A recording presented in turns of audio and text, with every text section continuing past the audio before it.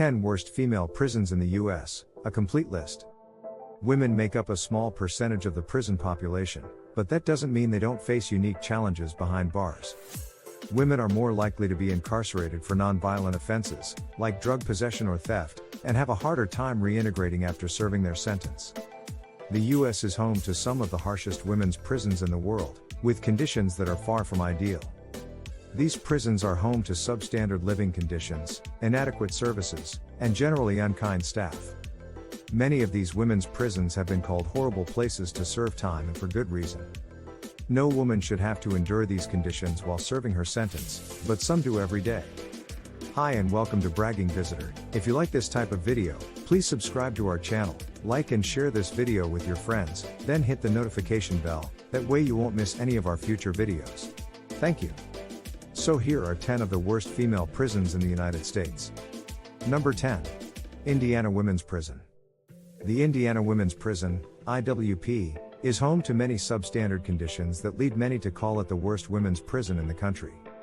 This facility is located in an old and dilapidated building that was once used as a tuberculosis hospital. It was converted into a women's prison in 2008 and has been called a health hazard ever since. The building has a serious mold problem that extends to the inmates' living quarters. There have been reports of women coughing up blood due to the hazardous level of mold in the prison. Additionally, the building doesn't have air conditioning and temperatures reach upwards of 100 degrees. This is especially dangerous for the inmates who are especially prone to health issues like asthma, diabetes, and heart disease. There have also been allegations of poor treatment of inmates by the staff, which raises concerns about the level of care the women receive. Number 9. Tennessee Prison for Women. The Tennessee Prison for Women, TPFW, is another women's prison that's been called one of the worst in the country.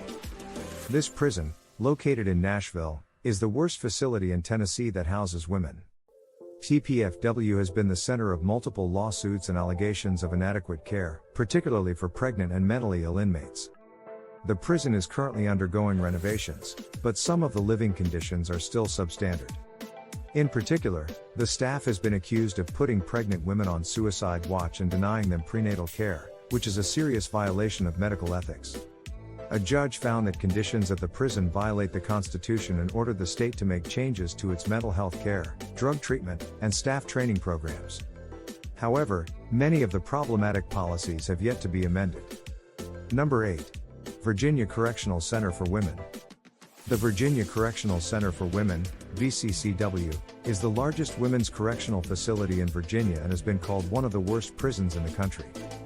VCCW is located in Goochland and houses a mix of prisoners serving long and short sentences as well as prisoners who are on probation. While the prison does provide helpful services, including substance abuse and mental health programs, many of these programs are underfunded. Some inmates wait months to access mental health services and others don't receive long-term treatment. Inmates report long wait times for doctor visits and medical care in general. The prison has also been criticized for its use of solitary confinement. Number 7. Nevada Women's Prison, NVCC. The Nevada Women's Correctional Center is another women's prison that has been called one of the worst prisons in America. NVCC is located in Carson City, Nevada, and houses more than 2,000 inmates. The prison has been criticized for its use of solitary confinement, particularly on mentally ill inmates. The prison also has a high staff turnover rate, which can lead to inexperienced staff who may be more likely to use excessive force. In addition to these issues, the prison has a high rate of sexual misconduct by staff.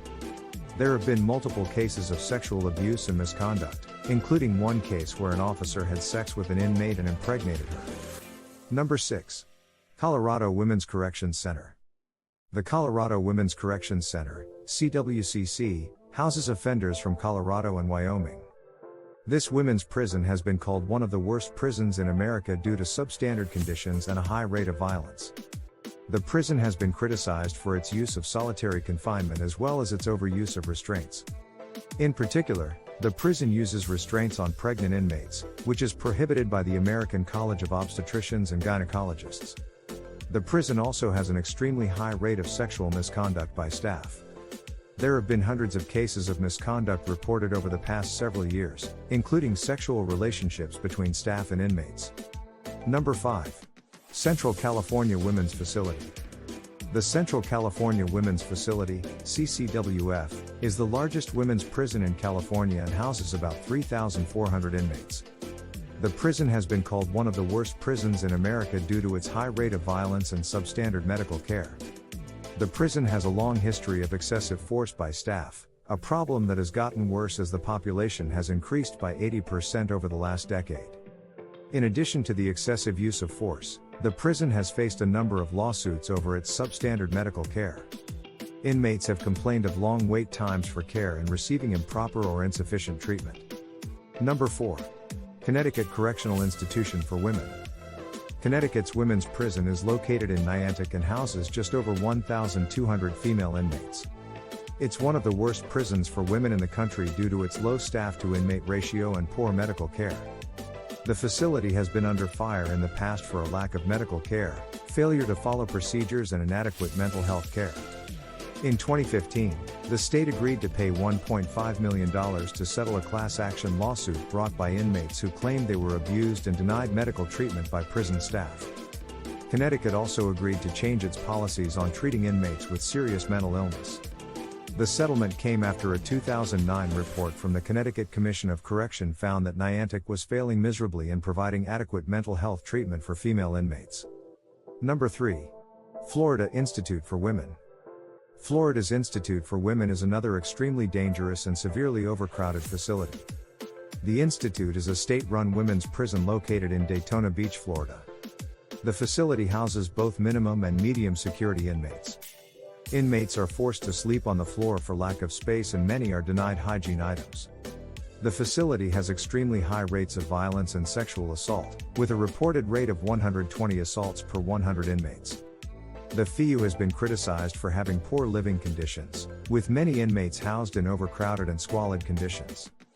There have been a number of complaints about the quality of the food served at the FIU, with many inmates saying it is not healthy enough to sustain them. The FIU has also been criticized for its lack of clean clothing, with many inmates reporting having to go without enough clothing or having to wear dirty clothing. There have been a number of complaints about the quality of the medical care provided at the FIU, with many inmates saying they do not receive timely or appropriate care when they need it. Number 2. Arizona Women's Corrections Center, AWCC. The Arizona Women's Corrections Center, AWCC, is another women's prison that's been called one of the worst prisons in the country. This prison houses women from Arizona and other states. It's one of the largest women's prisons in the country, and it houses more than 2,000 inmates. The prison has been called dangerous for both inmates and staff. Many of the staff members are not adequately trained to work with violent prisoners, and there have been many reports from inmates of rape and sexual assault. The prison also has a high rate of self-harm among inmates. The suicide rate among prisoners at this facility is higher than at any other female prison in the country. While Arizona does have a state-run medical facility for treating prisoners, many do not receive proper treatment because they must wait too long to see a doctor or receive medications. Number 1. Idaho Maximum Security Institution for Women. Idaho's Maximum Security Institution for Women is another extremely dangerous and severely overcrowded facility. The facility is designed for around 650 inmates, but houses nearly 1,300. Inmates are forced to sleep on the floor for lack of space and many are denied hygiene items. The facility has extremely high rates of violence and sexual assault, with a reported rate of 200 assaults per 100 inmates. The prison has been under federal investigation for violating the constitutional rights of prisoners. In addition to the physical conditions, many people have also noted that there is a large amount of sexual harassment and misconduct in the prison. While IMSW has received a lot of negative attention, it is important to note that the prison is actually doing some good things. The facility has been working hard to create programs that help women who are incarcerated deal with their issues. One of the main focuses has been on helping women who have suffered from sexual abuse in the past. There are also programs for inmates who suffer from mental illness and addiction issues. These programs are helping these women stay out of trouble while they are behind bars and reduce recidivism when they get out. Finally, if you've been looking for a way to maximize your income while still working a full-time job or focusing on other ventures, then let me help you set on the right path. What if you could live the life you've always wanted, doing what you love and getting paid for it?